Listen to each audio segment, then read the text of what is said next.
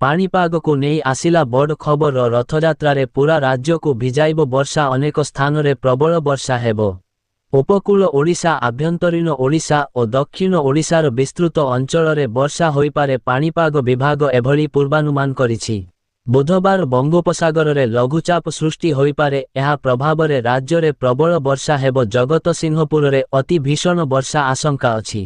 ଉପକୂଳ ଓଡ଼ିଶାର ବିଭିନ୍ନ ସ୍ଥାନରେ ପ୍ରବଳରୁ ଅତି ପ୍ରବଳ ବର୍ଷା ହୋଇପାରେ ଉତ୍ତର ବଙ୍ଗୋପସାଗର ଓ ସଂଲଗ୍ନ ଦକ୍ଷିଣ ବାଂଲାଦେଶ ଉପରେ ଥିବା ଘୂର୍ଣ୍ଣିବଳୟ ବୁଧବାର ସୁଦ୍ଧା ଲଘୁଚାପରେ ପରିଣତ ହେବ।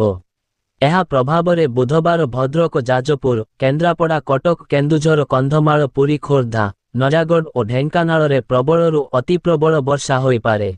ଏହି ସବୁ ଜିଲ୍ଲାକୁ ଅରେଞ୍ଜ ୱାର୍ଣ୍ଣିଂ ଜାରି କରାଯାଇଛି। ଗୁରୁବାର ବା ରଥଯାତ୍ରା ଦିନ କେନ୍ଦ୍ରାପଡ଼ା ଜଗତସିଂହପୁର ଓ କଟକରେ ପ୍ରବଳରୁ ଅତି ପ୍ରବଳ ବର୍ଷା ହୋଇପାରେ।